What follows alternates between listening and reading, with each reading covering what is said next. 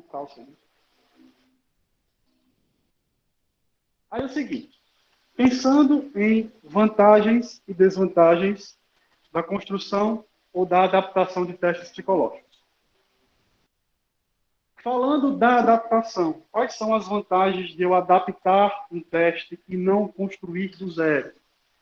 Primeiro, facilita as minhas comparações transculturais, ou seja, se eu tenho ali um teste que já existe nos Estados Unidos e eu vou adaptá-los para outros países, eu vou conseguir fazer essas comparações entre culturas, entre contextos diferentes, certo?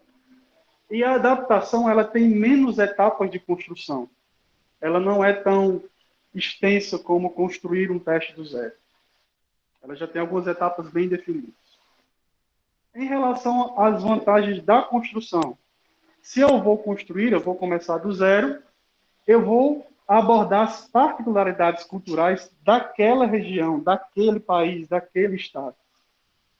Então, enquanto aqui eu posso fazer comparações com a adaptação, lá na construção eu vou pegar as particularidades específicas, por exemplo, do contexto brasileiro. Eu vou construir um teste aqui no Brasil, eu tenho ali particularidades que são exclusivas aqui do Brasil. Certo? A construção, ela tem essa ideia de dar autonomia ao autor, porque quando a gente faz a adaptação, a gente traz um teste que já existe. E esse teste que já existe, ele vai levar o nome de outra pessoa. Ele não vai levar o meu nome. E autonomia também, porque eu vou ter autonomia no processo de construção. Tá? E permite resolver problemas específicos do pesquisador. Por quê? Porque é o seguinte, eu estou tendo acesso na construção do zero. Sou eu que estou pesquisando, sou eu que estou fazendo o processo de validação. Então, isso permite que eu possa, se houver problemas específicos dentro desse processo de construção, eu mesmo vou ter autonomia para manipular e para fazer ali o que for necessário. Por outro lado, a gente tem também desvantagens. Certo? Quais são as desvantagens da adaptação? Os itens daquele teste, eles podem não traduzir bem para a nossa cultura, para a nova cultura. Por quê? Aqui, pessoal, esse processo de tradução é uma das etapas mais complexas de um processo de adaptação. Traduzir um teste, porque você tem toda uma questão sintática, tem toda uma questão semântica. A gente sabe, por exemplo, que a língua portuguesa é uma das mais difíceis do mundo, né, em termos de aprendizado, certo? A expressão do traço lá, seja em relação à questão da marcação dos testes, seja em relação aí também ao construto, ele pode variar entre culturas. Tá? O construto pode ter essas variações. E existe aí também alguns problemas com direitos autorais que podem advir aí dessa construção. Existe todo um processo de adaptação que é necessário. E os problemas da construção dificultam comparações, porque se eu estou medindo um construto que ele é considerado universal, inteligência, universal. Porém, eu tenho lá questões transculturais em que denotam que a inteligência ela pode ter diferentes conceitos para diferentes contextos. Então, quando eu faço a construção do zero, isso me dificulta, por exemplo, entender o que é inteligência no contexto americano, no contexto brasileiro, no contexto argentino, enfim. Então, a gente tem essa dificuldade da comparação transcultural. E é um processo mais demorado. A construção é um processo mais específico, mais demorado. Por isso que a gente vai ter também como uma espécie de desvantagem. Ok? Aí a gente falando aqui de construção, inicialmente, nós temos um modelo de construção, certo? Ele é um modelo que tem um método de validação inserido dentro dele. E para construir um teste psicológico, a gente vai passar por 3 etapas básicas. Uma etapa teórica, que é onde a gente vai escolher o construto, onde a gente vai buscar a definição na literatura, na literatura existente, a gente vai buscar a fundamentação teórica daquele construto. Depois a gente passa por uma etapa empírica, que é onde a gente vai fazer a coleta de dados, a gente vai fazer uma amostragem e vai realizar de maneira sistemática e planejada a criação, por exemplo, do teste piloto. E, por fim, a gente passa por um processo denso de validação, certo? De normatização, que seria a etapa analítica, que a gente vai passar por um processo estatístico de validade e fidelidade, para verificar se esse teste ele tem qualidades psicométricas relevantes que me dizem que ele mede o construto que está sendo proposto e agora eu posso deixar de ser um teste piloto e começar a aplicá-lo como um teste que é validado aí para o mercado. Certo? Essa etapa, a etapa teórica é uma etapa em que ela é maior do que as outras, tá? Ela demora mais um pouco, e depois a gente passa para as outras duas etapas. Porque é o seguinte, na etapa, os procedimentos teóricos, tá? Que seria a etapa teórica, aí a gente vai ter, podemos dizer que existem subfases dessa etapa teórica. A gente vai conceituar os construtos, a gente vai elaborar os itens do questionário, por exemplo, a gente vai analisar esses itens e a gente vai criar um instrumento piloto. Isso tudo na parte teórica. Tá? Certo? Então, quando eu faço isso, eu vou ter aí essa etapa teórica, pegando esses quatro subitens que nós vimos anteriormente, ela vai se dividir basicamente em duas etapas. Que é, de fato, a teoria. Quando eu vou para a teoria, se eu vou criar um teste de personalidade, eu tenho que entender qual a teoria que vai embasar esse teste. Qual o teórico que eu vou utilizar.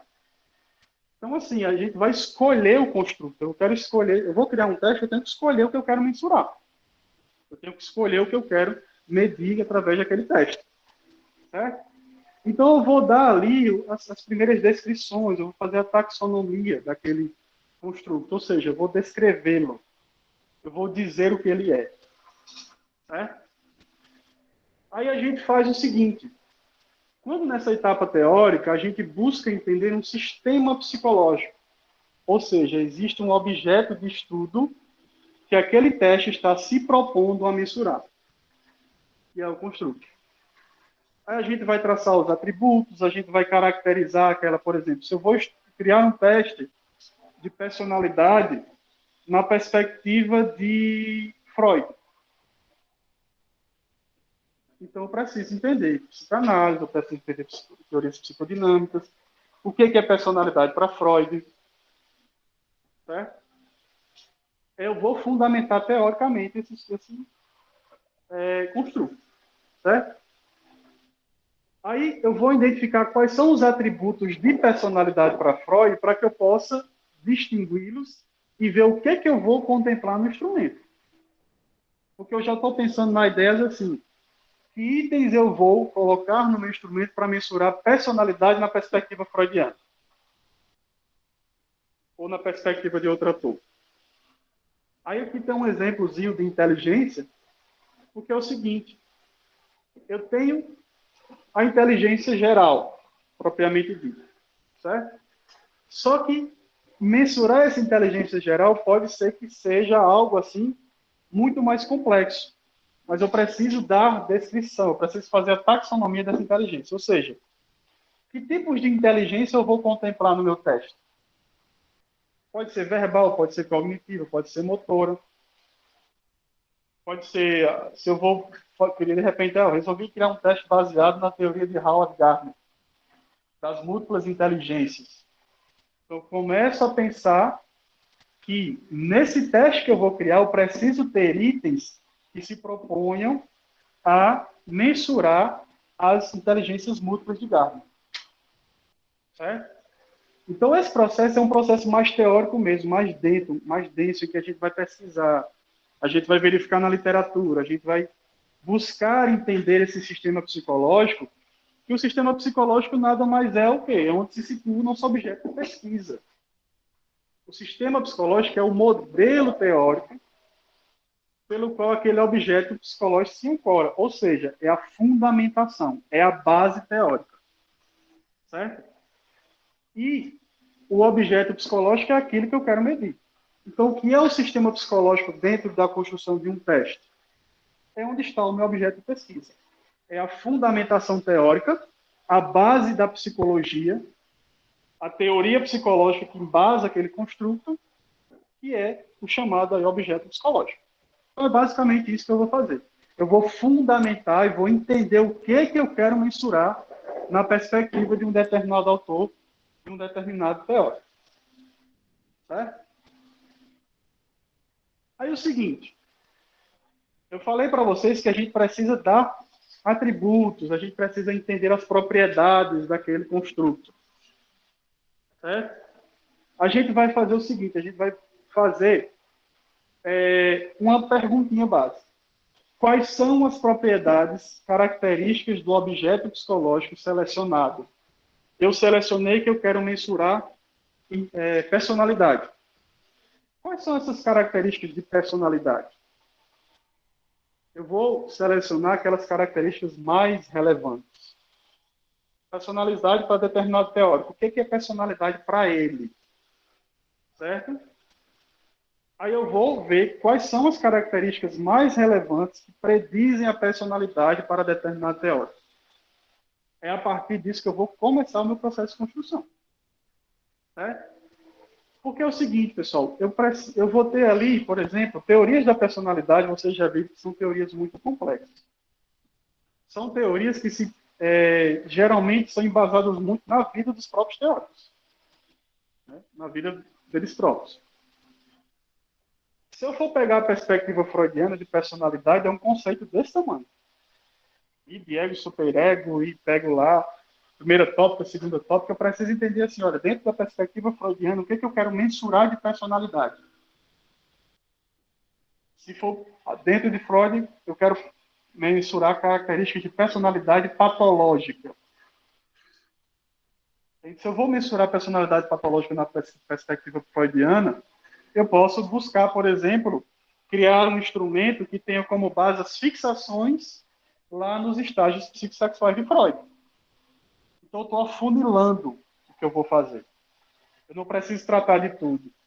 Porque é o seguinte, eu preciso delimitar, a priori, em princípio, o que eu desejo fazer, o que eu desejo mensurar e construir, para que eu não me confunda com outros teóricos, com outros atributos do futuro.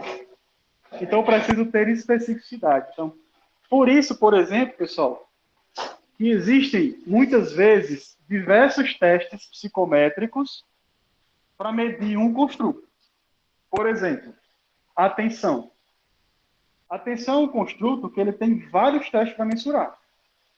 Você tem o teste de atenção alternada, atenção concentrada, atenção difusa, certo?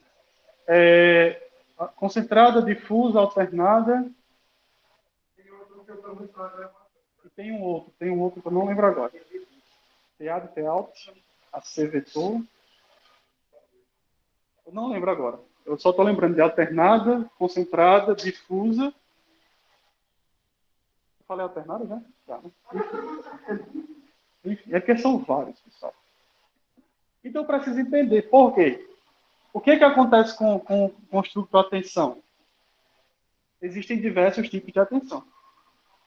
Então, construir testes ali para mensurar cada tipo de atenção. E não, os autores não resolveram contemplar todos os tipos de atenção num teste só. Eu posso fazer isso. Entende? É basicamente isso que a gente vai fazer.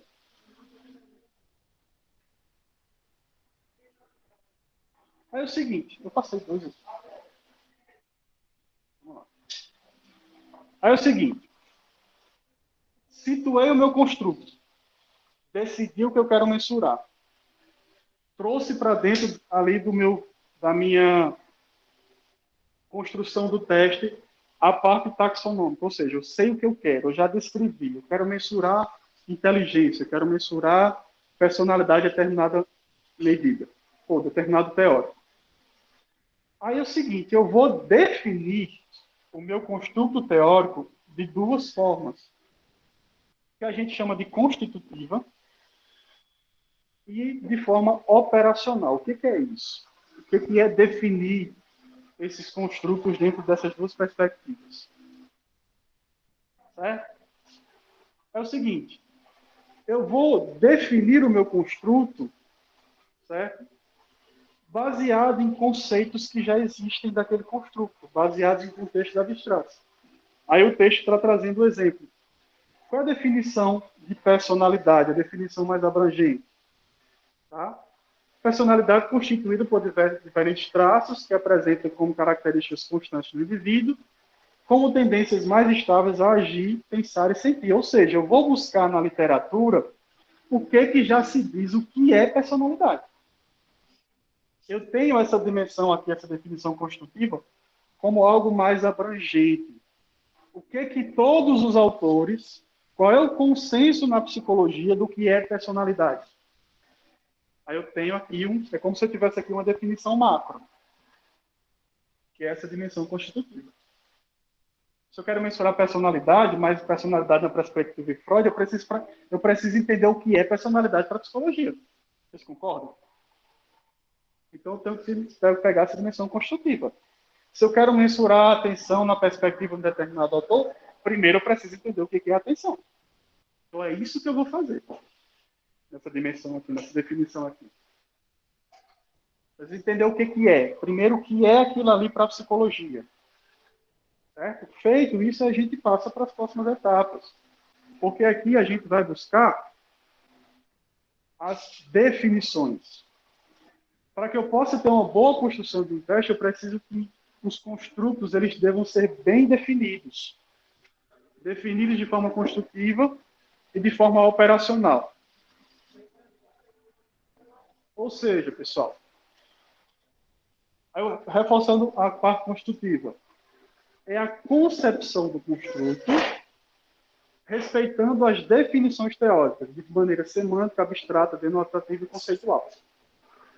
São boas definições conceituais que guiam a construção de itens. Ou seja, é o que eu acabei de falar para vocês. Resumindo isso aqui, eu preciso entender o que é esse construto para a psicologia. O que é personalidade para a psicologia? O que é personalidade a nível macro para a psicologia? Basicamente é isso, essa dimensão constitutiva. A gente tem uma segunda dimensão operacional, e quando a gente pensa em operacional, é o seguinte, pensem que quando eu falo em personalidade, o que é personalidade, eu estou pensando de forma abstrata. Eu estou pensando de forma conceitual. Agora, quando eu penso assim, sobre um conjunto de comportamentos que procuram definir da melhor maneira possível uma dimensão, eu estou falando de uma personalidade no sentido assim mais prático da coisa. Ou seja, pessoal, se eu vou trazer aqui, por exemplo, naquele contexto de personalidade, dos teóricos dos traços. Lembra dos teóricos dos traços? Personalidade para aqueles teóricos, eles têm uma questão prática, ele tem um atributo. Então, eu tenho traços de neuroticismo, eu tenho Jung, por exemplo, eu tenho traços de extroversão, de introversão. Tem mais a ver com a questão comportamental. Percebe a diferença do conceito e do que é comportamento na pessoa que prediz aquele estilo de personalidade? Se a gente pegar o quadro de Jung, a gente vai ver isso de forma muito específica. Porque Jung ele vai dar um conceito desse tamanho de personalidade, falando de arquétipos, né? Falando de sombra, falando não sei de quê. Aí ele vai falar o seguinte, junta tudo isso e eu crio os tipos psicológicos. Porque os tipos psicológicos, eu vou juntar toda a minha teoria e dizer assim, olha, existem tipos de personalidade. Para cada tipo, eu vou ter um atributo. Eu não tenho. O tipo.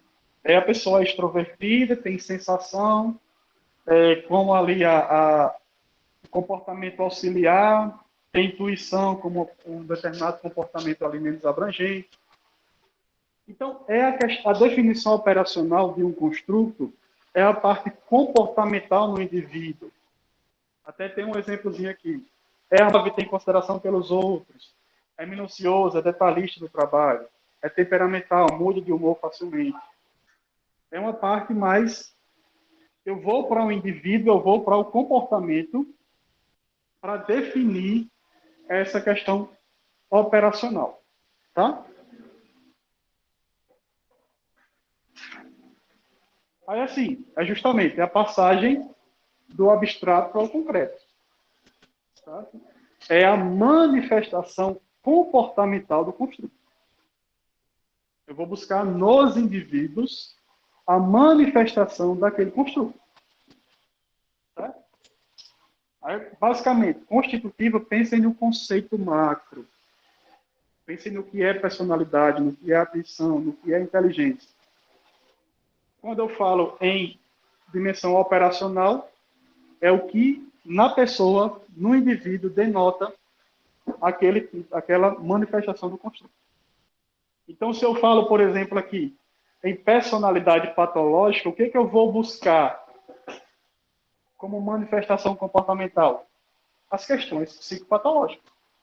Os sintomas psicopatológicos que denotam que a pessoa tem uma personalidade paranoide, esquizoide, dependente, histriônica, antissocial, passiva-agressiva.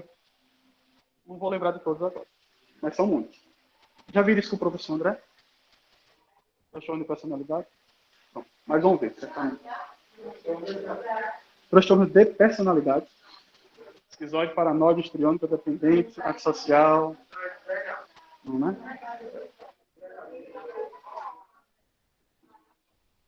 Viram o quê? Depressão, ansiedade.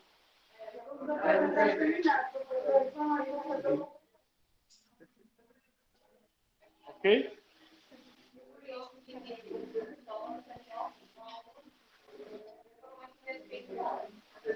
É normal, gente. Acontece.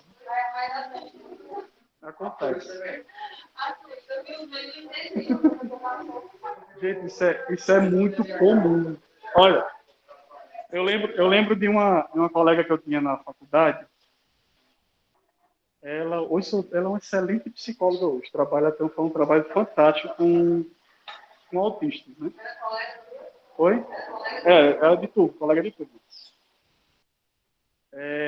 E assim, a gente teve aula de psiquiatria básica com uma psiquiatra na época, né?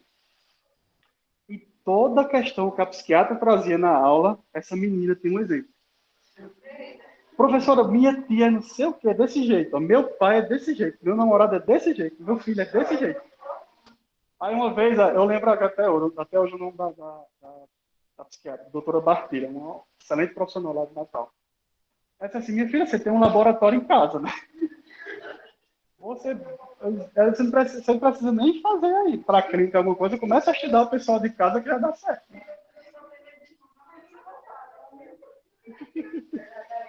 Mas isso que Luana falou, pessoal, é muito comum você começar a estudar sobre psicopatologia e se identificar com os sintomas.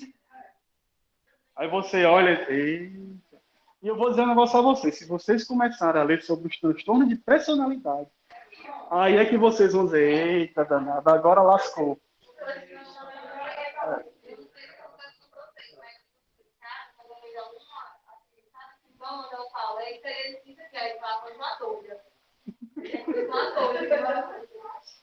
Não, olha, eu tenho a sintomatologia, as características comportamentais, a descrição completa de um TDAH. Completa. Então, eu tenho certeza, se eu fizer um teste que avalia TDAH, eu vou tirar um score altíssimo. Tudo eu tenho característica TDAH. Por exemplo, essa desatenção, essa coisa que às vezes eu estou aqui falando, sumiu a palavra. É muito típico de TDAH. Procrastinar, tipo assim, você às vezes se bananar com as coisas, assim, tem muita coisa para fazer e você esquece de fazer um e outro. Esses lapsos de memória, essa coisa, por exemplo, que a gente tem assim, pronto. Quem aqui já foi na cozinha tomar água, chegou lá e disse assim, o que eu vim fazer aqui mesmo? Isso é típico de TDAH.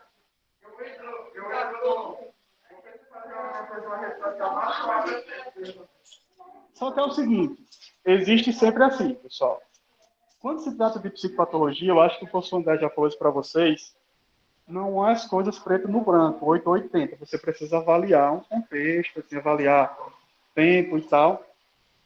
Porque assim, vocês não vão sair por aí falando que nem aquele povo de rede social que diz que é bipolar, porque de manhã está triste e de noite está alegre. Pelo amor de Deus. Isso não é bipolaridade, isso é alteração de humor normal que acontece no dia a dia. Agora tem gente, eu acho que eu sou bipolar, porque tem dia que eu tô triste e tem dia que eu tô alegre. Não, é alteração de humor, normal, todo mundo tem. Entendeu? Alteração de humor natural.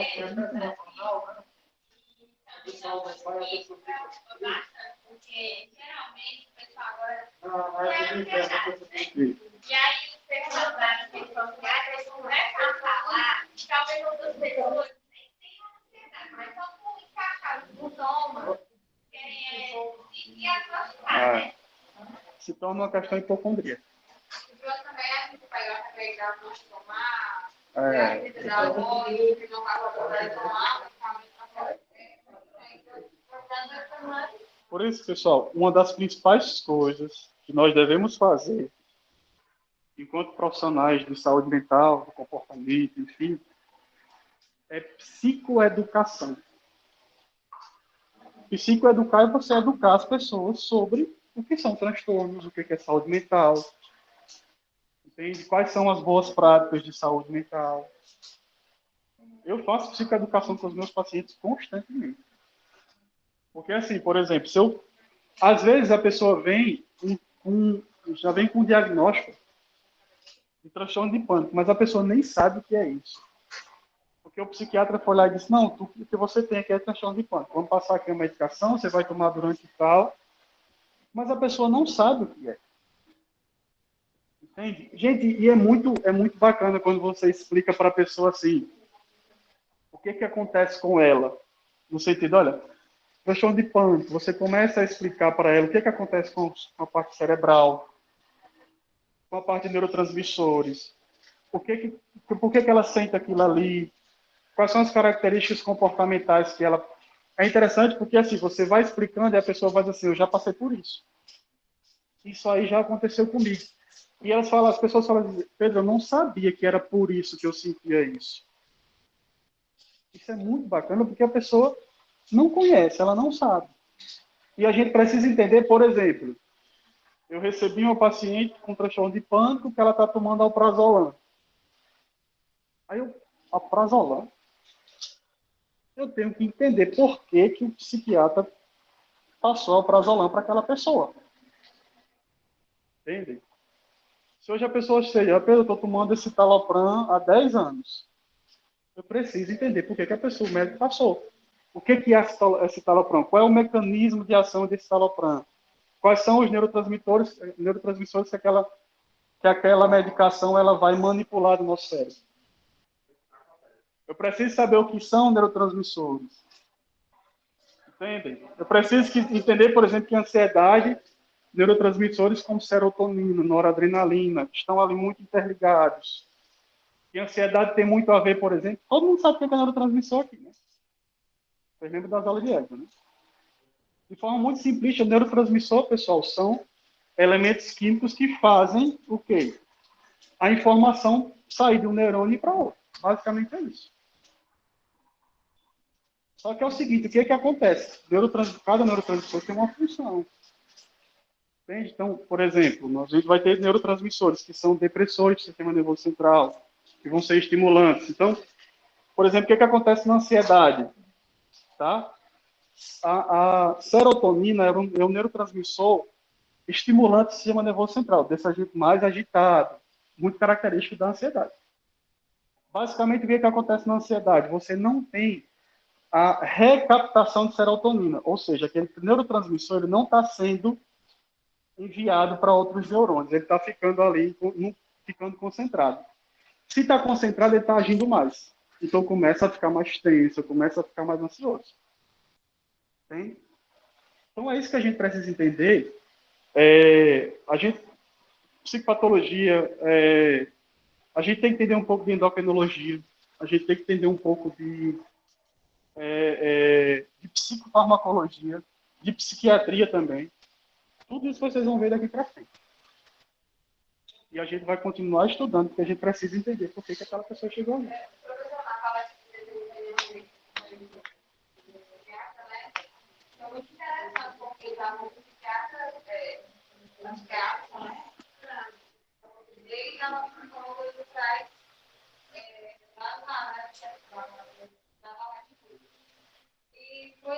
população, foi muita população porque mais questão da saúde, mais questão do trabalho de prática, se não me engano, só uma de fora foi 5 pessoas no máximo.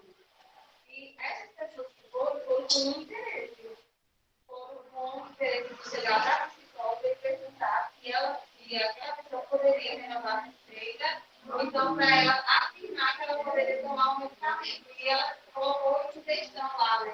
O pessoal falou, não, vai vir aqui, então eu vou contar com ela para ela passar um salmão, né?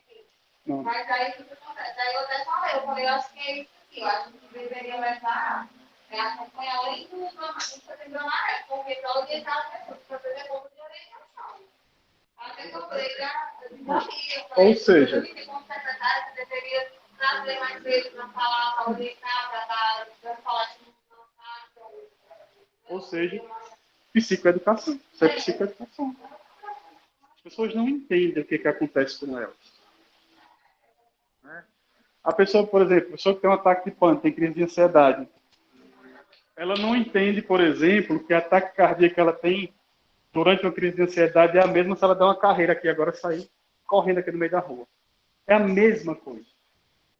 Só que no contexto de uma crise de ansiedade, a interpretação que eu dou para aquele sintoma é totalmente diferente. Entende? Então você começa a, quando você vai fazer psicoeducação, você começa a trazer elementos para aquela pessoa. Olha, fulaninha, você pratica exercício? Pratica assim de vez em quando. O quê? Geralmente você faz o quê? Você gosta de correr, você faz, não, eu faço isso.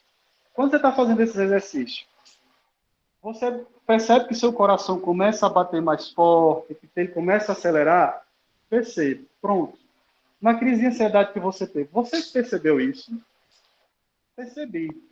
Você vê alguma diferença no que está acontecendo com o seu coração durante o exercício que você fez da crise de ansiedade? Aí a pessoa para. Não tinha parado para pensar nisso. Mas é a mesma coisa. Aí você começa, entendem? É diálogo, pessoal. É conversa. É escuta, mas também é conversa. Você vai trazendo elementos da vida da pessoa, vai contextualizando ali, e a pessoa vai começando, agora eu entendi por que isso acontece comigo. Entende?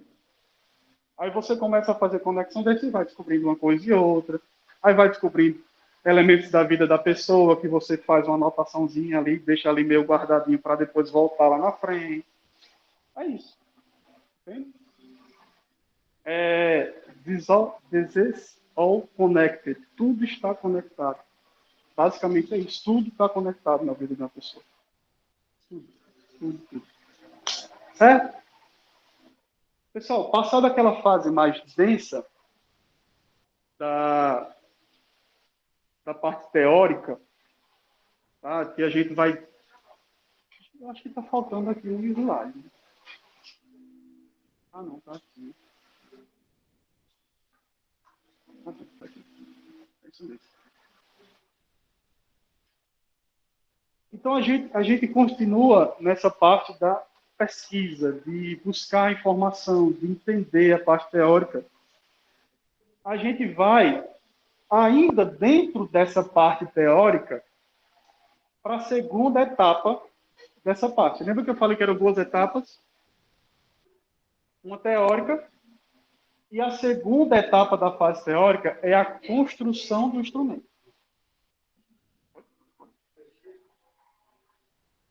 Oi? Sim, sim, tá. Minha filha, não faço, o rapaz aqui tá sofrendo, está em sofrimento aqui, que não tomou café.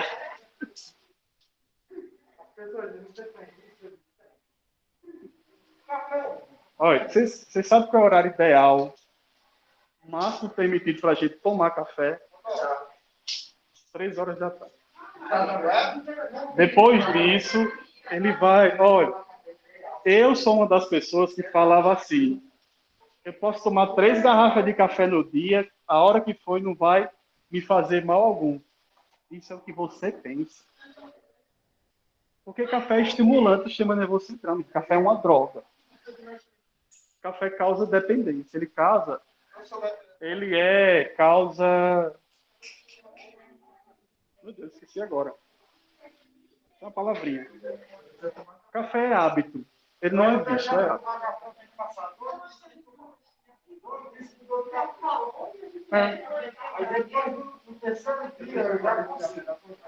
É isso mesmo. Porque vai passar por um processo de adaptação. Você tem que passar... Pronto, olha. Olha, você falou uma coisa agora, um discurso bem interessante. Na época que eu tocava em banda, tinha um rapaz que ele usava maconha. E ele falava assim pra gente. Não, eu fumo maconha faz mais de 20 anos. Só que eu nunca me viciei. Mas como assim, Fulaninho? Não, porque quando eu quiser parar, eu paro. Aí há mais de 20 anos nunca se viciou. Tá certo. A questão do café não é vício, é hábito. Mas o mecanismo é basicamente a mesma coisa. Você parou de tomar café, você vai sentir dor de cabeça. Você vai sentir falta de alguma coisa. Você vai ter que querer substituir aquilo ali. Porque o café ele é estimulante.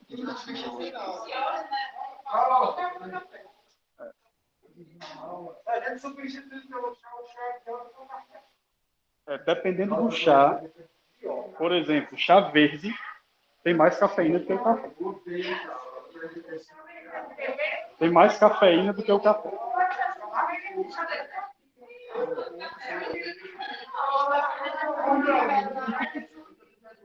Olha, chá verde, chá mate, são todos ricos em cafeína.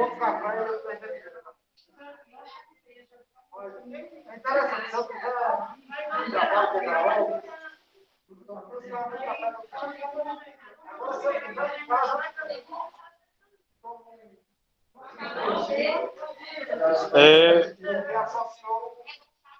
30 xícaras no dia, você morre. 30 xícaras. Morre. 30 xícaras no... 30 xícaras. Você já tomou 30 xícaras de café no dia? Ei, 150 ml. 30 xícaras de 150 ml, ele pode causar uma overdose e morte por café. Por uma overdose de café. Foi? 30 xícaras. Vou medir agora.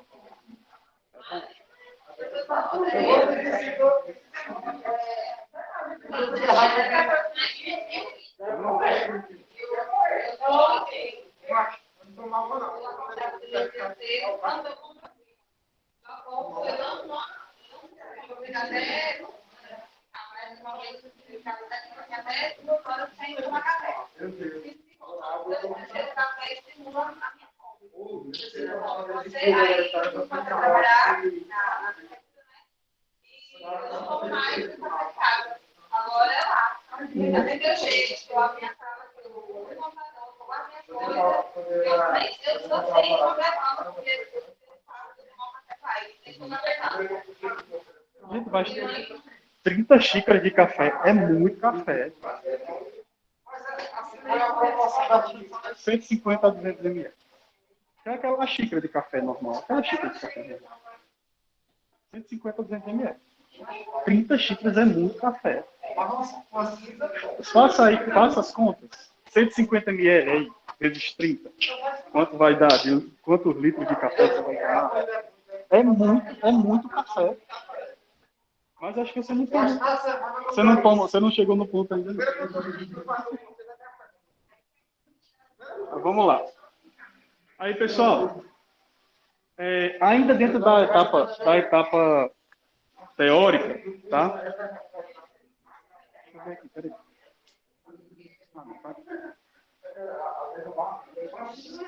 Ainda dentro dessa... Vamos voltando aqui, pessoal. Deixa eu ver aqui.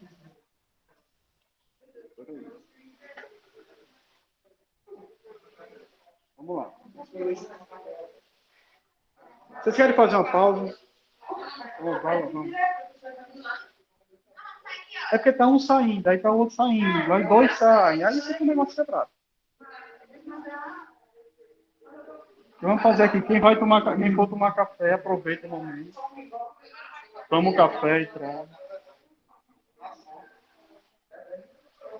Eu tenho deixado de tomar café, eu vou ter esses dias. Mas chocolate é um vicia igual café também.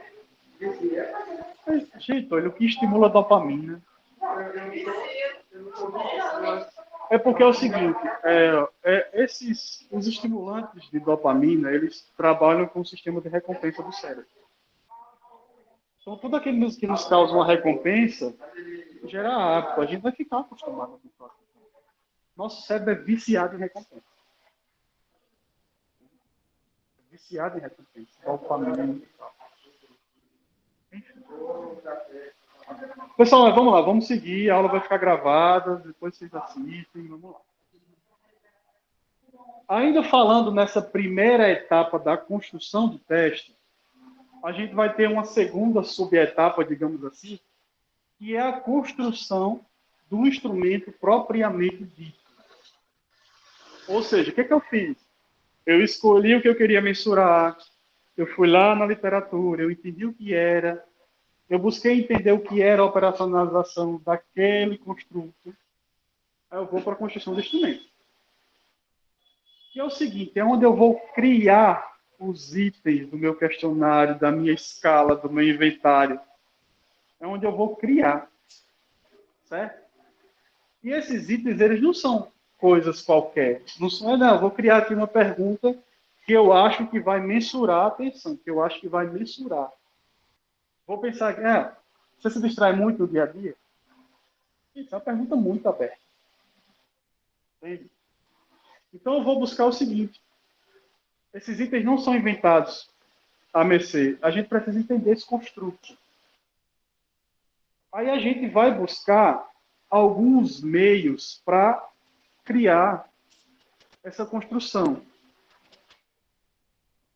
E é o seguinte, eu posso ir na literatura, eu posso verificar, por exemplo, outros testes que mensuram, artigos, livros, a parte teórica sobre aquele construto. Eu vou buscar a minha fonte dos itens. Agora, não é assim, pessoal, eu vou copiar e colar, não, tá? Vou copiar o item que tem lá no teste que a pessoa criou e trazer para isso, não. Eu vou na literatura para ter inspiração, para entender aquele construto. Eu posso fazer aí também entrevistas com pessoas, porque a gente vai fazer isso no plano piloto do teste, a gente vai entrevistar pessoas para identificar na fala daquelas pessoas possíveis questões ligadas àquele construto para que eu possa criar os meus itens. E eu posso também buscar as chamadas categorias comportamentais, ou seja, é aquela questão da operacionalização. Se eu estou buscando mensurar personalidade, eu já entendi que personalidade não tem características nas pessoas que denotam um tipo de personalidade. Então, eu vou criar as minhas categorias, no sentido assim, olha, personalidade paranoide. Tá, quais são os sintomas? Quais são as características? Aí eu crio as categorias comportamentais que são ligadas a ela. Porque quando eu digo assim, pessoal, e a pessoa que ela desenvolveu, sei lá, transtorno de personalidade paranoide, ela tem mania de perseguição, isso é uma questão comportamental. Eu vou começar a criar categorias ali de comportamentos. Categorias que estão ligadas àquele construto. Então, eu vou começar... Porque veja aqui que as setinhas elas estão se entrelaçando, porque você vai misturar mesmo assim. Você vai entender cada item e você vai fazer aí nessa mistura, como é que eu posso dizer? Nessa conexão entre essas fontes, a inspiração para você criar as questões, os itens do teste. Só que para você criar itens, não é, como eu disse, não é uma coisa do nada. Você precisa, antes disso, olhar para aquele teste que você está querendo construir e começar a perguntar algumas coisas. Por exemplo, antes que eu vou começar a pesquisa lá de construção, antes que eu comece essa pesquisa de construção, essa pesquisa teórica sobre o que eu quero mensurar, eu tenho que me perguntar, é necessária a construção desse teste? A gente volta lá para o começo, quando eu falei por que a gente poderia construir um teste psicológico. É necessária a construção desse teste? Há outros testes que medem a mesma variável, ou seja, o mesmo construto. Quais as vantagens apresentadas por esse novo teste? Eu passo por uma análise crítica do que eu estou fazendo. O que esse teste visa medir? Qual é o seu objetivo? Isso tudo antes de eu começar ali a elaborar, eu preciso passar por essas questões e eu preciso delinear e delimitar, e o que eu sempre falo, dar clareza às coisas. Porque quando eu começo a pensar no teste, pessoal, eu estou fazendo um procedimento científico. E qual é o primeiro procedimento científico? Levantamento de hipóteses. Quando eu penso em hipótese, eu penso numa questão preditiva, ou seja, quando eu começo lá a criar um teste, não, é necessário criar? É. Por que isso vai ser feito? Qual a necessidade que ela tem? O que ele vai medir? Quem vai utilizar esse teste? Ou quem vai utilizar esse instrumento? Por exemplo, eu posso pensar assim, eu quero criar um instrumento que não seja privativo do psicólogo, mas que outros profissionais, por exemplo, de psicopedagogia, possam utilizar também. Aí eu já vou ter o seguinte, porque se eu penso que eu vou criar um instrumento que é privativo dos psicólogos, eu não vou atribuir elementos nesse instrumento que delineie aí uma possível utilização por outros profissionais. Certo? Que qualificações são exigidas da pessoa que vai aplicá-lo? O que essa pessoa precisa saber, conhecer? Dentro daquelas dimensões que a gente viu na outra aula. Ética, em especial a profissional. Certo? Quem vai respondê-lo? Porque eu tenho que pensar no público. Certo? Esse teste é para o público infantil. Esse teste é para o público adulto. Certo? Esse teste é para as pessoas que têm determinado nível de escolaridade. Como ele será administrado, se vai ser lápis e papel, se vai ser por meio de computador, se ele vai ser um inventário, se ele vai ser uma escala. Certo? Aí, como serão levantados os scores e atribuídos sentido a eles? Aqui é onde o bicho pega. Porque é a partir disso aqui que eu vou entender a qualidade psicométrica. A partir daqui eu vou começar a pensar como é que eu vou fazer para validar esse teste. Para dar aquelas características de validação, de validade, de fidedignidade. Porque eu tenho que começar a pensar no meu teste assim, se eu vou criar uma escala, eu tenho uma forma de fazer levantamento de scores. Se eu vou criar um instrumento de autorrelato, é outro tipo. Vai seguir um padrão? Vai. Mas a mensuração estatística e matemática é diferente. Porque se eu penso numa escala, por exemplo, eu tenho aqui que não é um teste psicológico propriamente dito, mas que é um inventário de esquemas de que eu sempre mando para os meus pacientes. Ele é um teste escalonado. Ele tem itens de 1 a 6. Onde o item 1, a pessoa ela vai olhar para a pergunta e vai dizer que aquilo não parece nada com ela. E o item 6 é aquilo que mais se parece com ela. Certo? Aquilo que mais parece com ela. Do 1 ao 6 tem o 2, 3, 4 e 5, que é você vai graduando. Acho que todo mundo já fez um teste desse na vida, né? Nem que seja do Facebook. Ó, marque lá, pronto. Concordo plenamente, concordo parcialmente, concordo, não concordo. Pronto.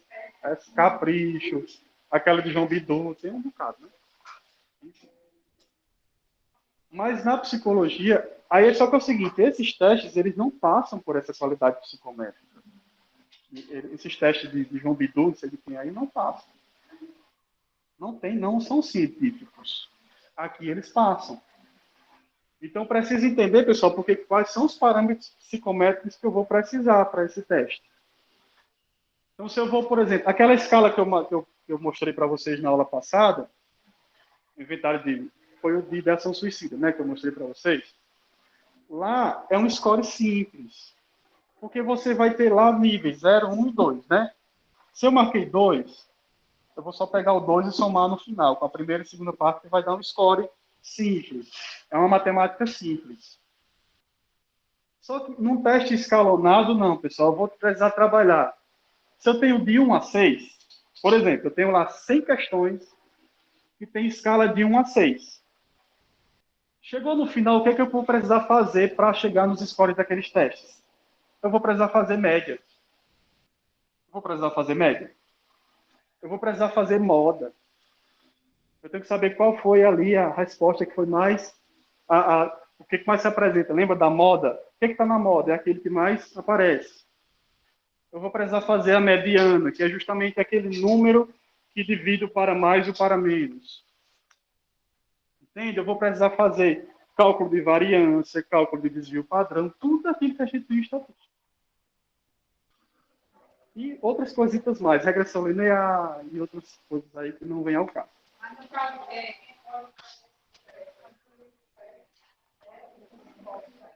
Sim, sim. Você pode, por exemplo, inclusive, se tornar um psicometrista. Você pode trabalhar só com criação de testes, se você quiser. Eu conheço muitos profissionais que trabalham só com isso, desenvolvendo instrumentos para outros profissionais, sabe? É bem bacana. Tá? Entenderam, pessoal? Tranquilo, sexta-feira, tá todo mundo assim, querendo dormir, com fome. A menina nem jantaram, eu também jantei não. Mas vamos lá. Aí, pessoal, por que que os itens eles não podem ser de qualquer jeito? Porque a gente tem critérios. A psicologia é uma ciência. Nós trabalhamos com método científico. Nós precisamos ser criteriosos nas nossas avaliações, nas nossas criações. Então, a gente vai ter aqui, por exemplo, uma série de critérios. São 12? São 12. De regras e critérios para quê? Para os meus... Isso aqui é só para os itens do teste, tá? Só para as perguntas que eu vou botar lá. Entendem? Aí eu vou olhar para os itens, para as perguntas que eu estou criando e vou pensar. Critério comportamental, ou seja, o item ele deve ser um comportamento, não uma abstração. Ou seja, eu tenho que colocar uma perguntinha lá, por exemplo, lá no teste na escala de ação suicida. Pergunta se a pessoa já já tentou cometer suicídio. Ou se ela já pensou em cometer. Pensar em cometer tem a ver com comportamento? Tem. É uma abstração? Não, porque o pensamento... Não vou citar Freud. É um ensaio da ação, como diria Freud. Mas isso tem a ver com teoria cognitiva também. Porque quando eu penso, pessoal, eu sinto. Quando eu sinto, eu quero fazer ou eu não quero fazer. Então, o pensamento denota comportamento. Viu isso hoje? Show. Ei, então, essa pergunta que fez aí já comportamento, comportamental, objetividade e decisão. Isso. Exatamente. Porque eu tenho que ter objetividade. Comportamentos que tenham resposta certa ou errada, por exemplo. Comportamentos característicos do construto. Certo? Lembram, acho que eu vou trazer o quadrinho depois para vocês, pessoal, para a gente ver se a gente consegue para a gente aplicar. Mas lá no Quati é muito objetivo. Eu pergunto, como você se sentiria nessa situação? Aí traz a situação X, ou a situação A e a situação B. No questionário de Young tem lá. Né? No IHS tem lá, situação específica. Certo? Se você for olhar o BFP, ele tem coisas específicas. Os testes são itens muito específicos. Eles não dão margem, por exemplo, para uma interpretação diferente daquilo ali. Você não fica pensando, você pode até ficar pensando num teste de autorrelato assim. No Quati, por exemplo. Ele está falando aqui, se eu tivesse numa festa, como é que eu me comportaria? Aí você pode ficar pensando. Mas não vai sair daquilo ali. Ele não vai dar margem para você ficar vagueando. Não. Ele está perguntando de forma muito específica. Mark Alben. Isso. Numa escala, é de 1 a 6. Não é 7, não é 8, não é 9. É de 1 a 6.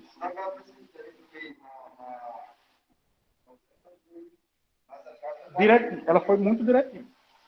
Né? Foi muito específica. Que é objetividade.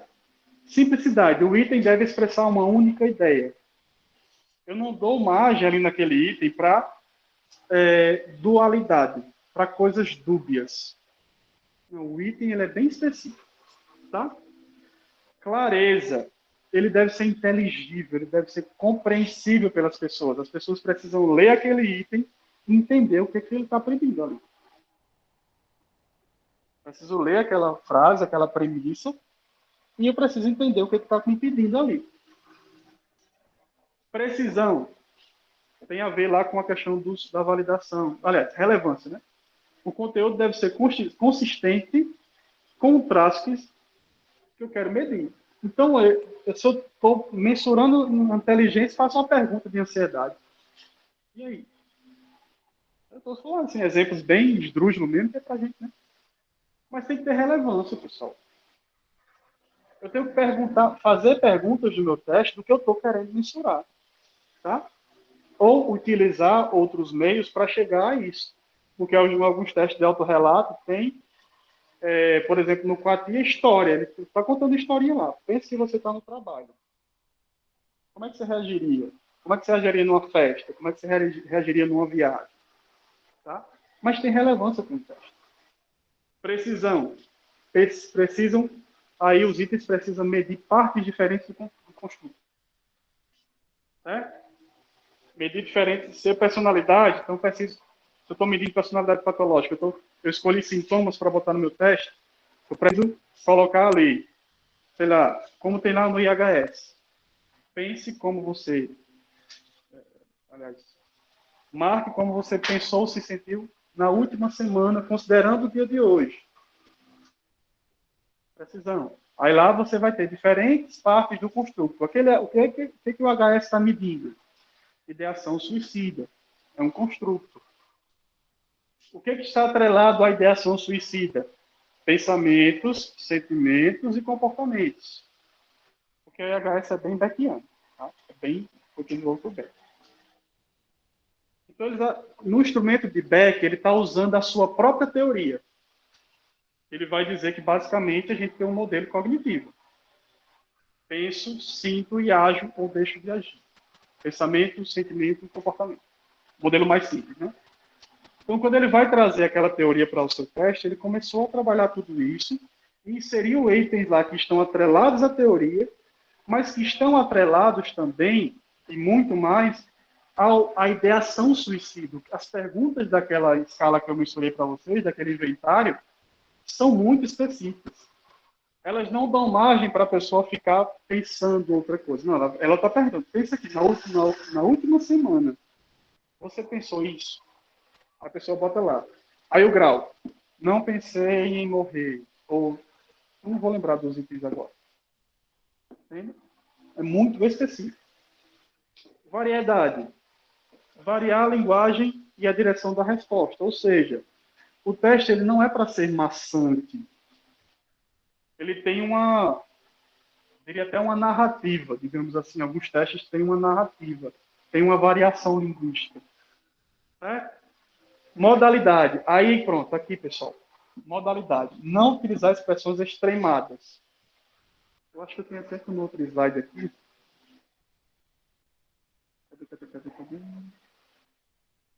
Acho que eu não botei aqui.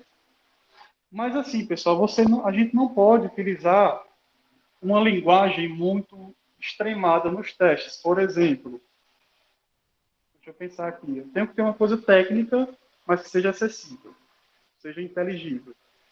Mas eu não posso ser extremado no que eu pergunto, colocar assim, expressões muito esdrúxulas, expressões muito distantes da realidade, ou no sentido assim, se eu vou pedir para o paciente marcar um sintoma, eu não vou usar de senso comum. Eu não vou usar assim, por exemplo, expressões. O que seria uma expressão extremada? Eu não estou lembrando aqui de uma coisa muito específica, mas assim, se eu vou botar no teste, eu não vou perguntar assim, por exemplo, se tratando de ansiedade, tá? Você se sentiu ansioso nas últimas semanas? Você se sentiu de tal forma? Você precisa ter uma coisa mais técnica, mais rebuscada, mas que seja inteligível.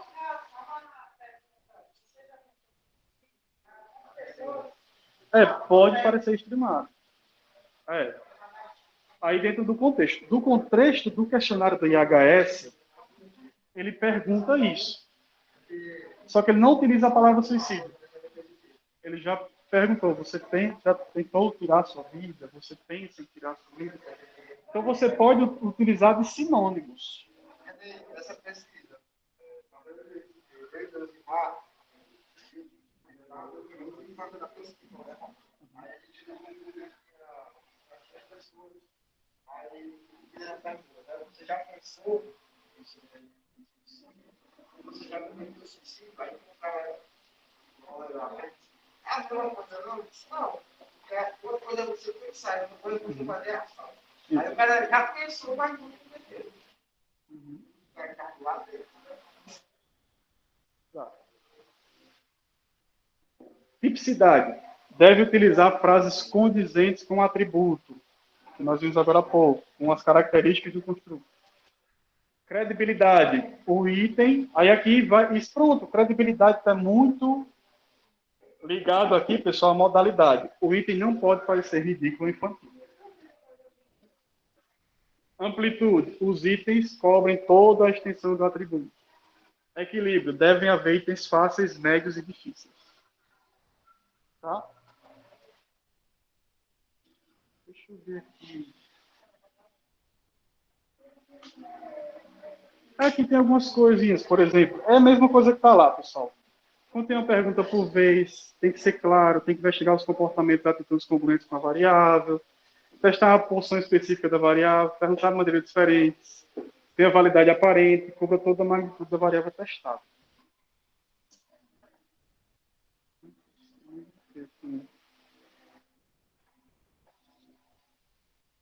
Pessoal, deixa eu ver se eu consigo.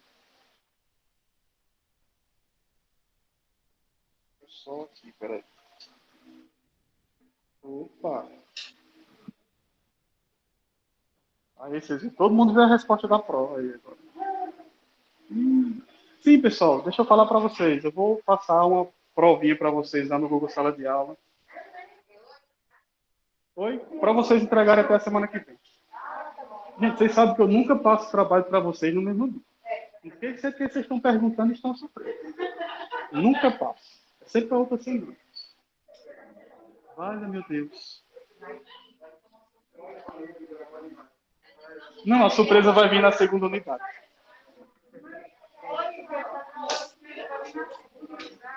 Pessoal, peraí, deixa eu fazer. Peraí, pessoal.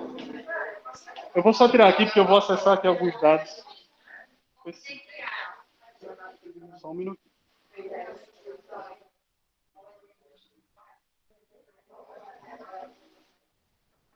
Deixa eu ver aqui se eu entro no site.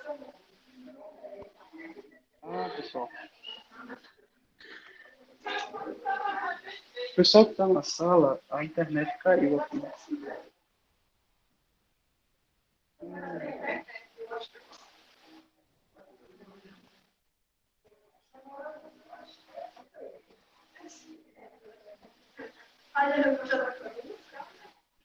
A internet caiu aqui no notebook. Eu ia mostrar para vocês, entrar no site da Vetor aqui, para ver se eu tinha, um instrumento para mostrar, mas deixa eu ver aqui.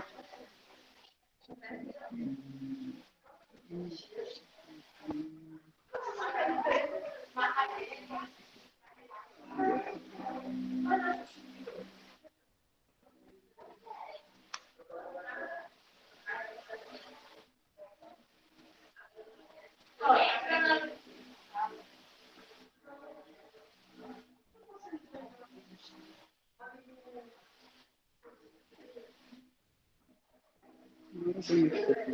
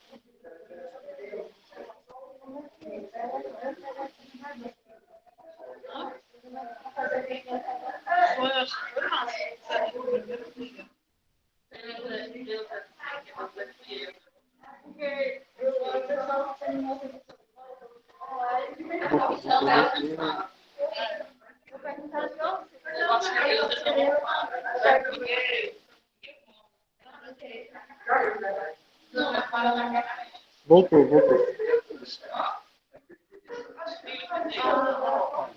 Voltou, pessoal. Talvez será.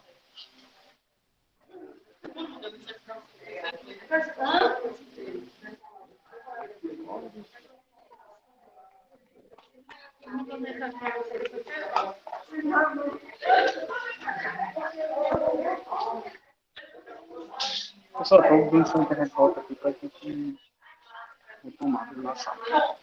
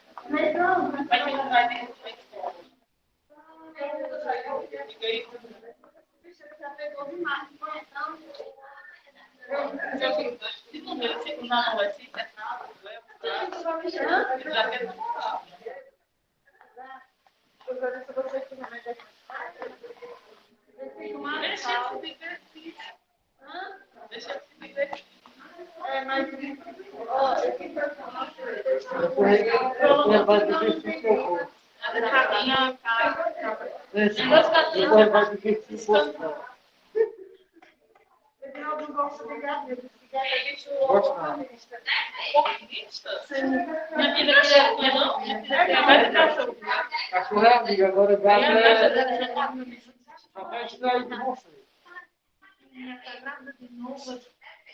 A gente é folgado. Você vai dormir, você vai se deixar no café de você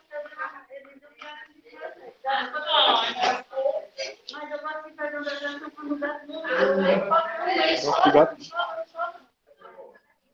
Nunca gostei de gato. Quer dizer, já gostei. Gosta não de gato? Eu gostava de gato na minha infância. Gostava muito de gato. Eu gostei de gato. Gato é assim, mas fora esse. Não, mas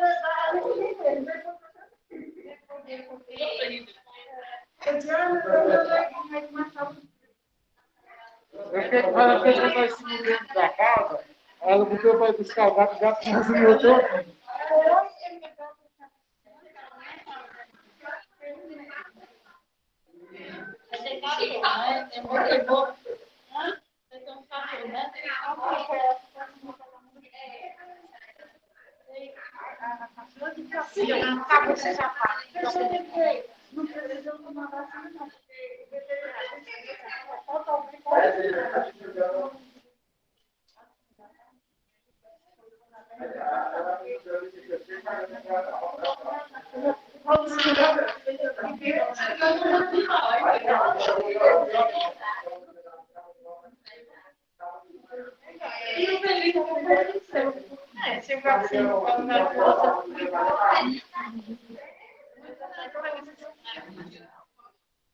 quando chega,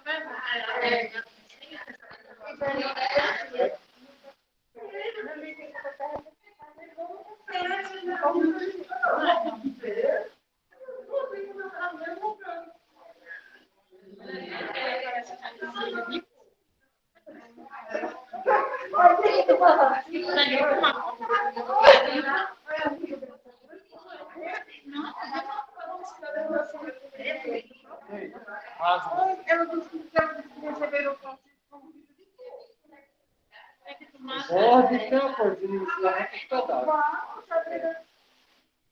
ela disse que foi. vou colocar comida e leite, Porra, tá das pessoas. normalmente, mas ele começa, é a mesma vacina, o professor vai tomar uma vacina, é a mesma que era então não é tanto.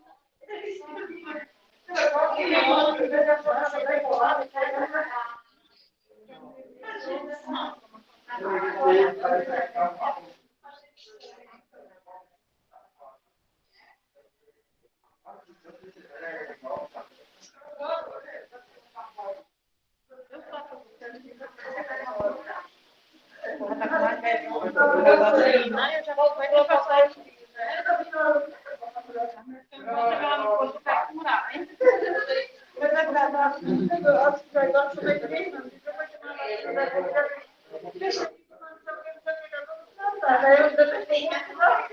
Não, aí eu já dentro, só que a cabeça. A louca da vacina. Eu acho que ele viu. A minha só tem a do pé. Ah, você não quer pessoa ser pra cá. Não, aqui é 10 anos, você não tem como.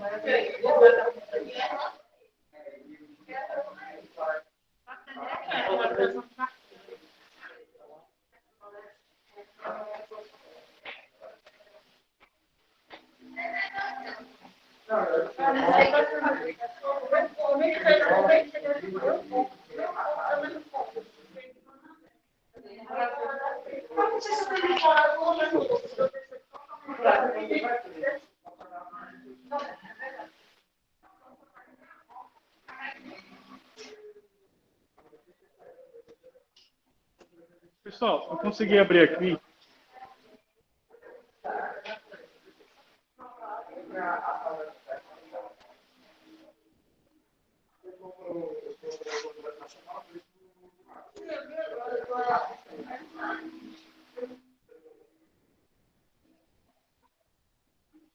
Pessoal, eu consegui abrir aqui um modelo do ISQ para mostrar para vocês um exemplo do que a gente estava falando, tá?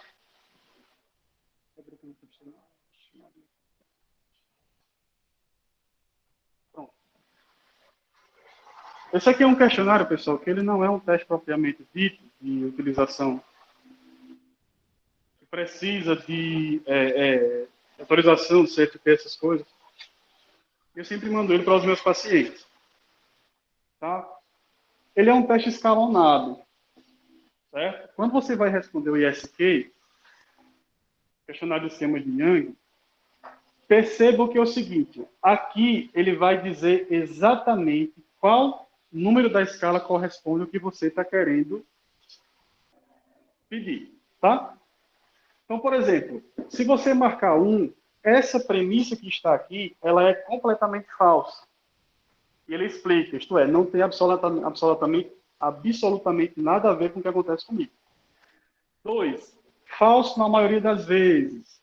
3, ligeiramente mais verdadeiro do que falso. 4, moderadamente verdadeiro. 5, na maioria das vezes. 6, descreve perfeitamente. Aí ele vai ter algumas premissas, certo? Por exemplo, aqui ele está dizendo, não sei se está dando para você, mas para vocês verem, mas aqui está dizendo o seguinte: sinto que o que tenho para oferecer tem mais valor do que aquilo que os outros têm para dar. É uma linguagem acessível do dia a dia, não é? Eu entendo o que está me pedindo aí. Aí ele está dizendo o seguinte, ó. Raramente tenho sido capaz de levar as minhas decisões até o fim. Ele é um teste de autorrelato. Aí assim, eu penso, ó, aqui está perguntando se raramente eu tenho sido capaz de levar as minhas decisões até o fim. Se isso não tem nada a ver comigo, eu marco 1. Se isso acontece ali mais ou menos, eu posso marcar um 4. Agora, se isso é muito frequente, eu posso marcar um 6. Certo?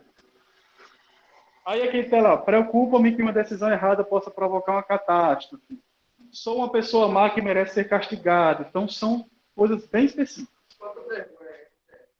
Ele não tem tempo específico, não. Isso aqui não. Tá? Aí, vejam bem, deixa eu só...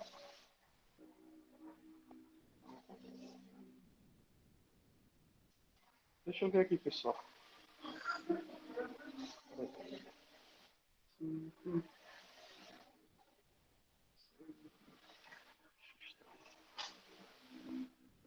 Peraí. Ó, veja o que aconteceu. Ó. Eu tentei marcar um número aqui diferente. Olha o que ele dá para mim aí. Você tem que marcar de 1 a 6. Entendeu? Certo? Eu vou só tentar marcar aqui para vocês. Espera aí. Foi demais. 4, 5.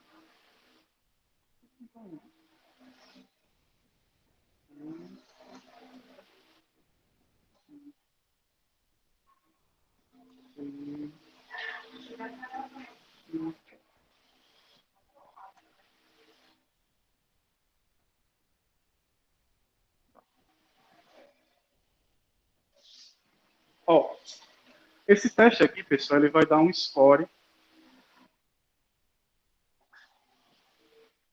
certo? Conforme eu vou preenchendo lá, certo? Cada item tem a ver com um domínio esquemático. Eu não vou explicar isso para vocês, porque é uma coisa um pouco mais complexa, fica para outro momento. Mas basicamente é o seguinte, a teoria do esquema, a terapia do esquema, ela vai dizer que durante a nossa infância, nós criamos os chamados esquemas. Que é aquela da teoria de esquema que vem da teoria de Piaget, tá? Quem estudou pedagogia aí sabe. E esses esquemas a gente cria na infância, eles permanecem na idade adulta e levam a gente a ter alguns comportamentos e tal.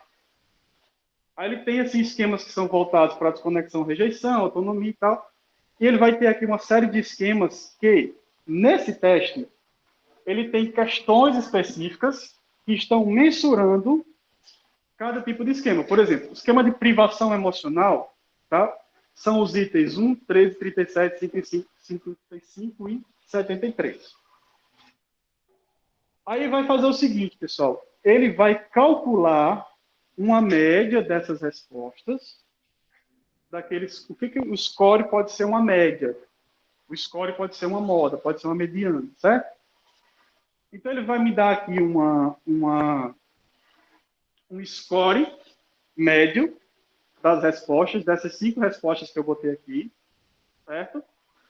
Ele vai somar, vai dar a média, e aqui ele vai dar graus, por exemplo, frequência 4, 5, 6, e a frequência em que, por exemplo, isso aqui é um cálculo psicométrico, não vamos entrar muito a fundo, mas ele vai me dar a frequência que isso aparece aqui no teste. Com base nesse cálculo, eu tenho alguns parâmetros psicométricos que vão dizer o seguinte: determinado score aqui mais alto, certo? Prediz que essa pessoa tem um esquema de privação emocional ativado. Deu para entender ou embananou de vez? Oi? Embananou de vez? Quem mais embananou de vez aí? Pessoal, é basicamente o seguinte. Vou explicar de forma bem específica. Esse teste, ele está mensurando isso aqui, que são os esquemas. Eu sei porque vocês não entenderam, porque vocês estão querendo entender o que é o esquema, o que é a teoria, por isso vocês estão embananando. Não é isso que eu quero que vocês entendam, eu quero que vocês foquem nisso aqui.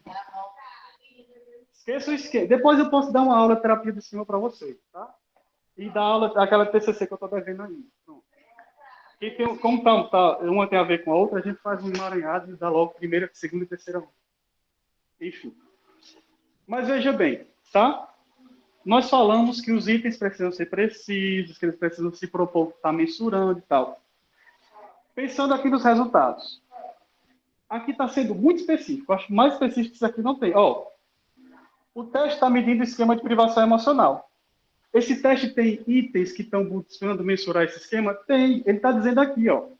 As perguntas 1, 13, 37, 55 e 73 são itens que estão mensurando privação emocional. Entendeu? Pronto. Aqui, ó. O esquema de fracasso. Perguntas 6, 24, 42, 60 e 78 mensuram fracasso. Então, ele vai fazer um cálculo médio aqui das minhas respostas. Se eu tive uma média alta aqui, matou a charada. Prediz que eu tenho, por exemplo, o esquema de fracasso ativado. Isso tem a ver com a minha personalidade. Só que, aí, Pedro, aí você manda isso para os pacientes. que eu mando para todos os meus pacientes, eu mando isso aqui porque eu trabalho com TCC e trabalho também com terapia do esquema na clínica. Pedro, aí quer dizer que o paciente dele lá deu 10 aí na média dele. Aí, deu o score mais alto. Aí você já começa a trabalhar privação emocional com ele? Não, pessoal. Isso aqui é um preditor. Para mim. É um preditor. Quando a gente fala em teste, a gente está falando de quê? Amostra do comportamento. Não significa dizer que tem. O que eu vou fazer? Eu vou investigar. Com base na teoria, se o comportamento daquele paciente, as coisas que ele faz no dia a dia, as coisas que ele pensa sobre si mesmo, a forma como ele interage com as pessoas. Por exemplo, aqui, ó, tem esquemas bem específicos: abandono, desconfiança, isolamento social, padrões inflexíveis. Está dentro de uma teoria. E eu também faço aí, nesse teste aí, uma análise qualitativa, tá? Porque ele vai ter um score aqui também, certo? Por exemplo, aqui. É porque eu não mensurei todo. Mas está aqui, ó. Ele tem, ó, o esquema de negatividade, tem uma afirmativa ali que está lá no teste, que eu vou olhar isso aqui, por exemplo. Lá no teste está dizendo assim: sou uma pessoa má e precisa ser castigada. Aí deu aqui uma questão alta do score. Aí eu vou lá investigar na vida da pessoa se ela tem comportamentos que denotam isso aí. Se ela começa a pensar que ela, olha, eu sou uma pessoa ruim, se ela fala, eu acho que eu sou uma pessoa ruim e eu mereço o que está acontecendo comigo. Percebam que ela não está dizendo que ela merece ser castigada, mas ela está dizendo em outras palavras que ela merece o que está acontecendo.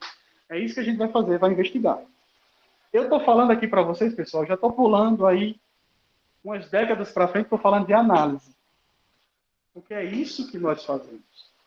Nós utilizamos os testes psicológicos para somar com a nossa análise. Eu não vou pegar um teste desse e olhar, vou ter Edinaldo aqui, eita, né, Edinaldo tem um esquema de negatividade.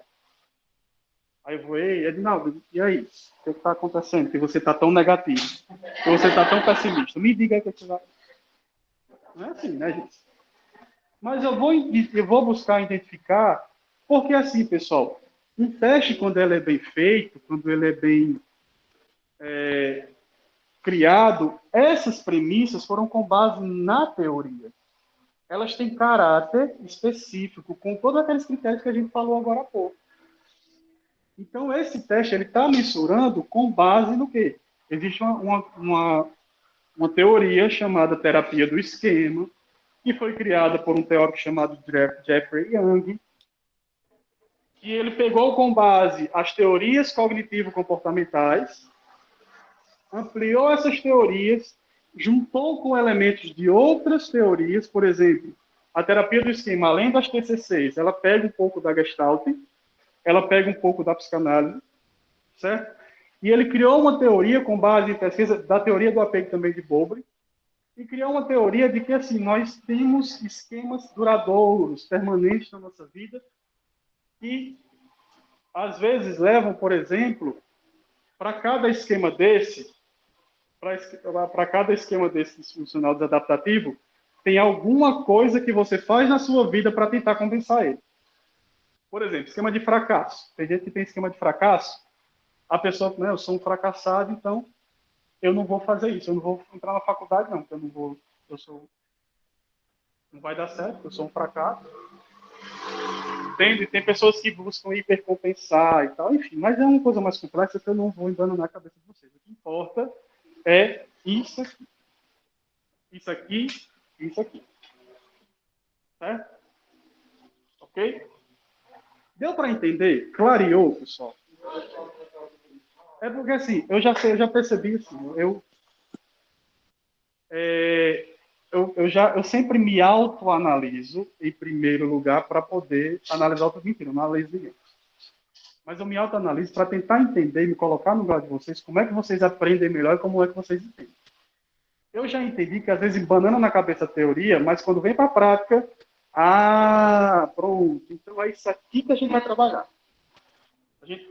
O restante da disciplina vai ser com prática, vai ser com demonstrativo e com a melhor parte da avaliação psicológica, que é estudo de caso.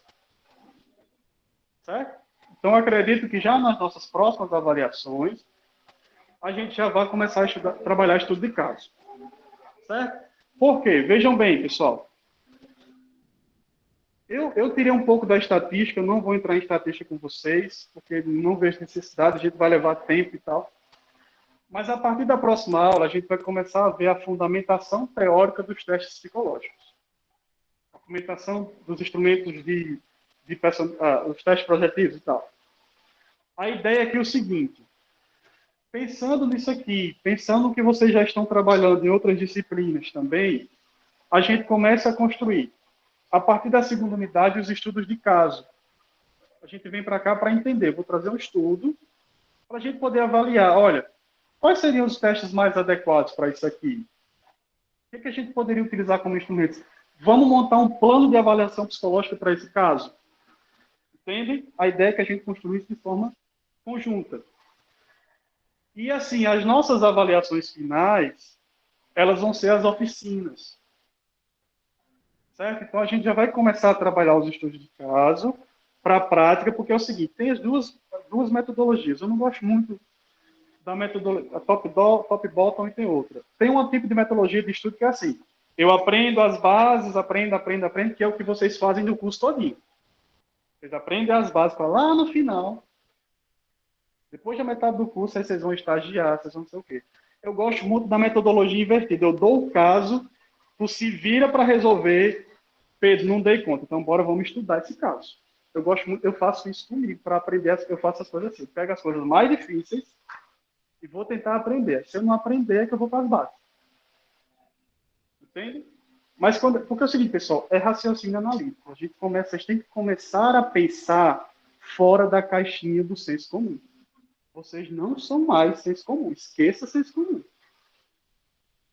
Brincadeira, pessoal. Também não é tão rígido assim. Eu dou a lapada que é para vocês ficarem assim, assustados. Mas entendam. Vocês precisam começar a desenvolver raciocínio. Não é que a gente vai analisar todo mundo, como as pessoas acham. Isso é senso comum. Não. Mas desenvolver um raciocínio apropriado no sentido aqui de vocês começarem a extrair o que vocês estão aprendendo no curso, o que vocês estão estudando por fora também, que eu sei que todo mundo aqui estuda por fora, né? Todo mundo aqui estuda por fora, né? Eu sei que todo mundo estuda. Certo? Muito bem, muito bem. Muito bem. Muito bem. Tá? Façam curso. Vocês têm horas complementares, 200 horas complementares para cumprir até o final do curso. Certo? Então, vamos lá. Pronto, pessoal. Mas a ideia é justamente essa. A prática. A análise prática. Certo? Ok? Aí...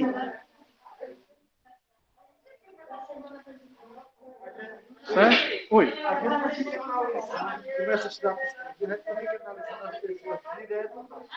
Não, é inevitável. Você não olhar diferente. Você começa a olhar diferente. Hoje eu estava numa caixaria, fazendo rabisco na caixaria. Aí tem um cidadão lá que ele era sério.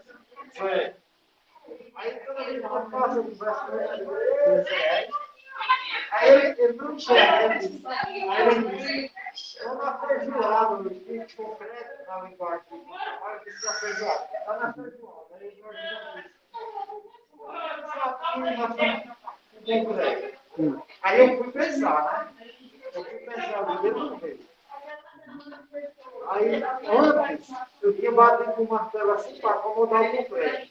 Eu disse, sabe como foi que ele descobriu que estava mexendo a coisa? Porque quando eu bati aqui, para ele, eu enxergar dele. Então ele entendeu que ele estava aqui naquela mas para acomodar. Por conta da neuroplasticidade. Aí quando eu disse até hoje, eu não entendi. O pessoal que vai precisar se ausentar agora às 9 horas. Eles já estão liberados, viu? Aí é o seguinte, pessoal, vou dar continuidade aqui só para a gente fechar o conteúdo. Tem pouquinho coisa para a gente terminar, mas a aula vai ficar gravada, tá? A aula está gravada, eu vou deixar no grupo de sala de aula. Para o pessoal que está indo embora, que não vai poder pegar o restante. Os demais permanecem aqui. Sim, só para explicar, o pessoal do VAV está indo embora porque o ônibus veio muito cedo. Eles tiveram que correr atrás, literalmente, do ônibus para vir para cá. Eles correram atrás do ônibus para pegar uns para vir para casa. Nem jantaram, não estava nem arrumado para vocês. Mas vamos lá. Certo? Deixa eu só parar a apresentação.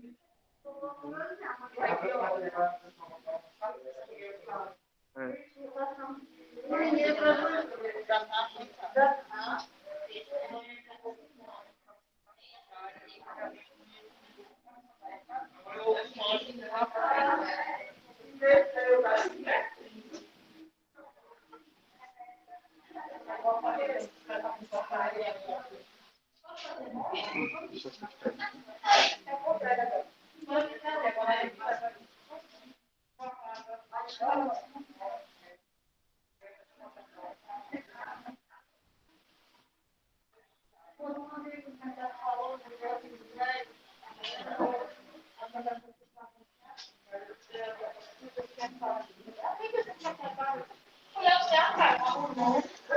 Pessoal, vamos lá, vamos voltando aqui para a gente fechar esse conteúdo, tá? Para na próxima aula a gente já começar na parte da fundamentação teórica. Vamos lá.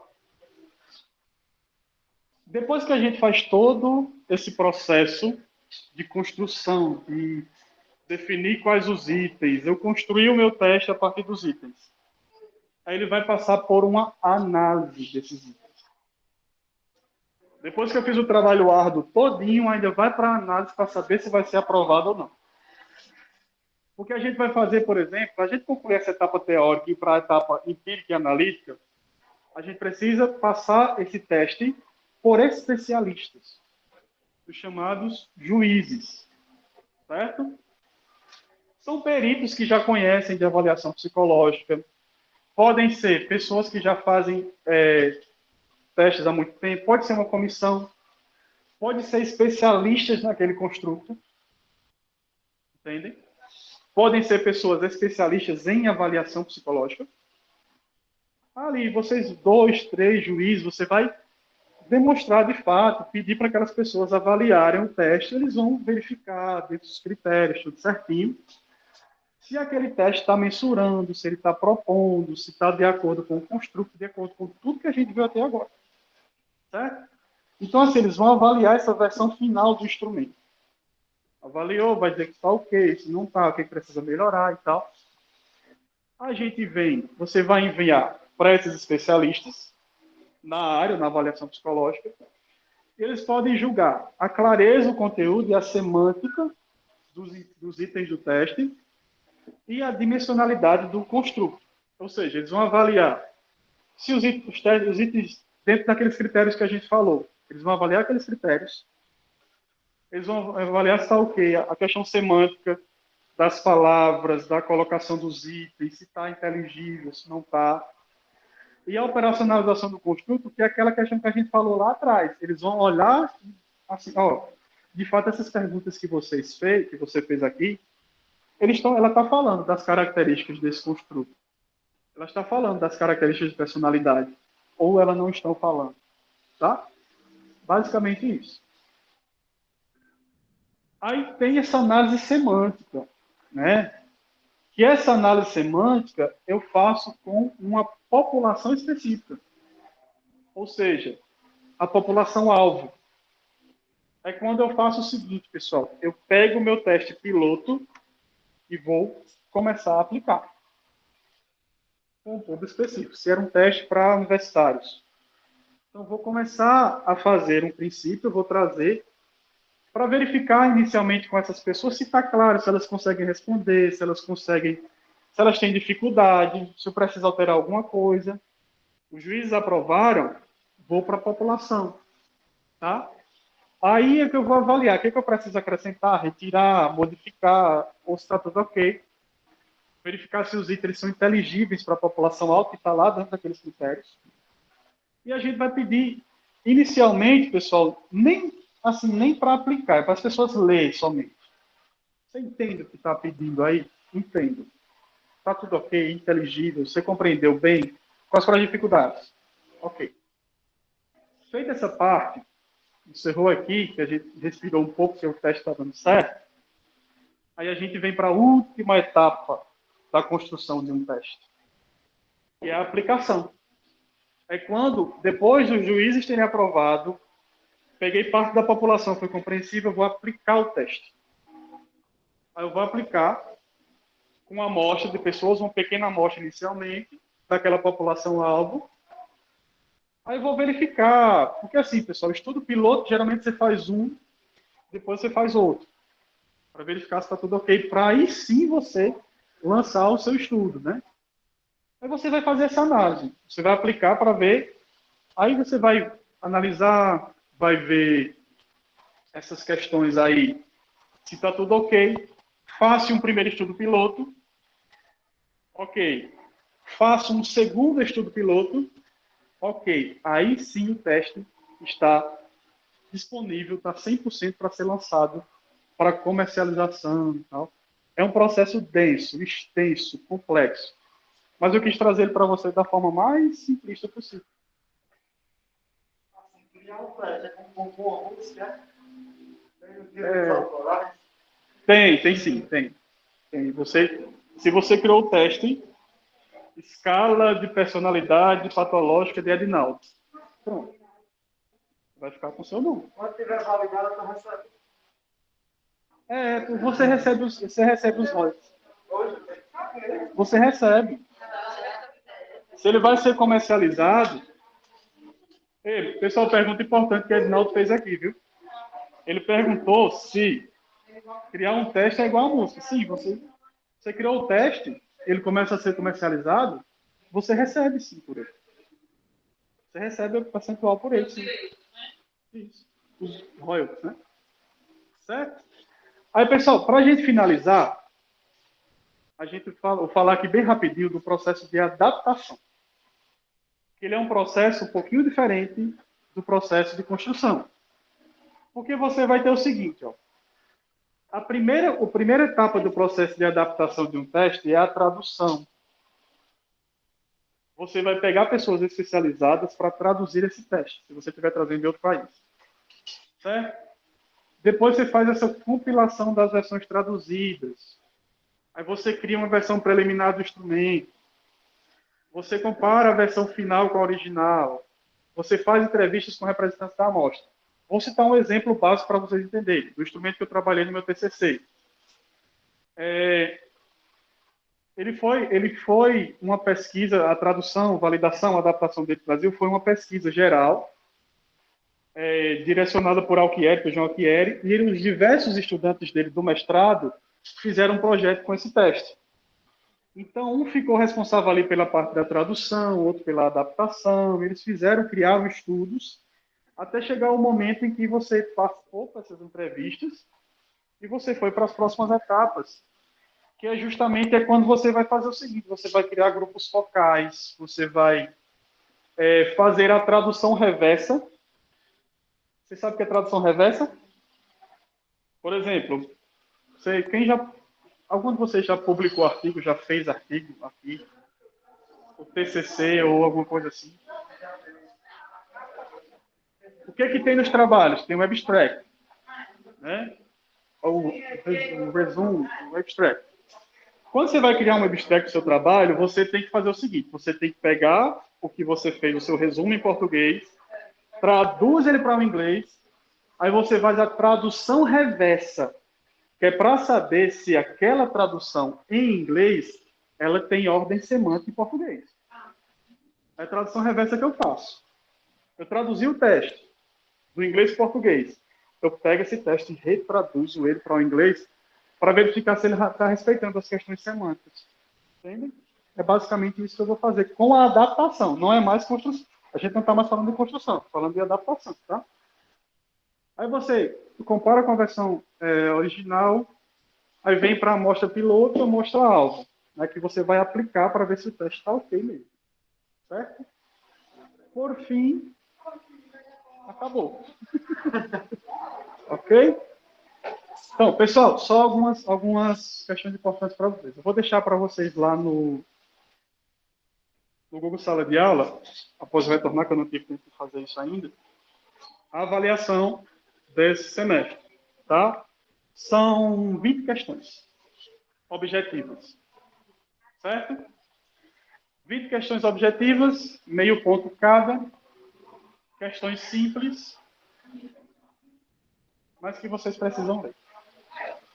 Certo? Mas elas estão com base no que a gente viu até agora. Talvez uma outra com base no que a gente viu no ano passado, mas tudo bem. Certo? Mas é bem tranquilo, pessoal, é bem tranquilo. Tá? São questões bem específicas. Certo e errado, uma premissa só. Questões bem simples, que vocês leem e vocês não precisam nem olhar para o conteúdo. Certo? 20 questões que eu vou deixar para lá. Deixar para lá não, né? Vocês vão ter que fazer. Deixar lá. E quando... Aí é o seguinte, a nossa segunda avaliação, eu queria propor uma coisa diferente para vocês, talvez uma atividade mais em grupo.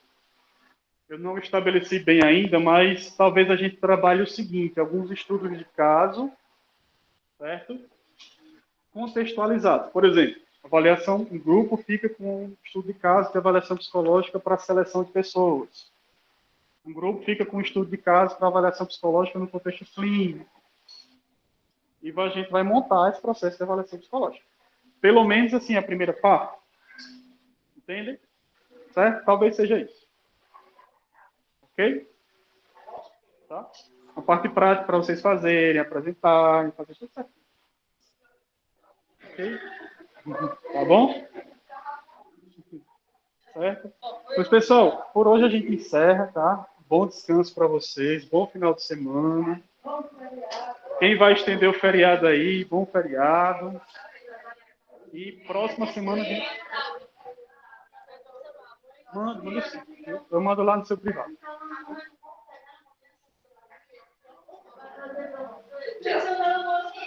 Pessoal, boa noite, viu?